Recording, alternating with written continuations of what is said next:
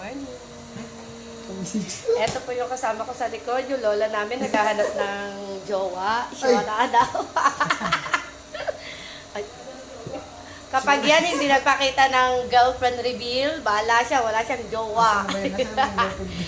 Bilisan mo, pag wala ka na ipakita, lagot ka sa akin.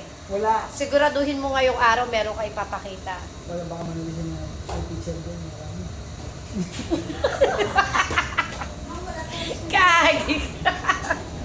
Aray ko. Halika rito! Bahala kayo, pupost ko ito mamaya. Ako pa magbibigay talaga? Ikaw maghanap? Ate sa Ate Zen, oh. Maraming kakilala to, sigurado.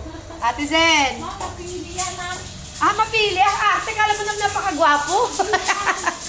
Aray ko. Bibigyan sa akin matanda, 60 years old. Ilang taon? 62? 62. 62 daw. Ayaw mo nun, may sugar mommy ka na.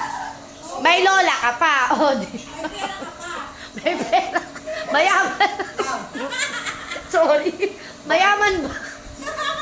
Baka isang taon na lang. Ay, guys. Hoy, ayaw mo nun. At least, ikaw, ginagawa mo na naman biro yung mga, kalokohan mo, Bilisan mo na. Gusto ko makita yung girlfriend mo na ipinagmamalaki mo. Ang lakas ng apoy!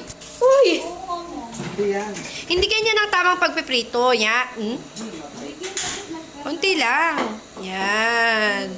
Marami ka pa nga dapat pag-aralan bago ka magjowa. Di ba, Ate Zen? Si Ate Zen marami.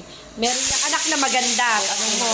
Baka meron pang dalaga. Marami kaso ayaw sa kanya. Narinig mo yon? Ayaw sa'yo. Sakit. Ako kayo may asya ko Ang may ayaw Ang sakit nun, be. Sabi ayaw ng nanay. Ayun. Sorry, ayaw sa inyo, Ate Zen. Pakabait ka kasi. Ligawan mo muna si Ate Zen. O, teka mo. Nakikita mo naman ang ganda ni Ate Zen, di ba? Kaya sigurado magandang mga anak niyan. Kasi maganda. Wala. Maganda talaga ang anak ko. Tigil.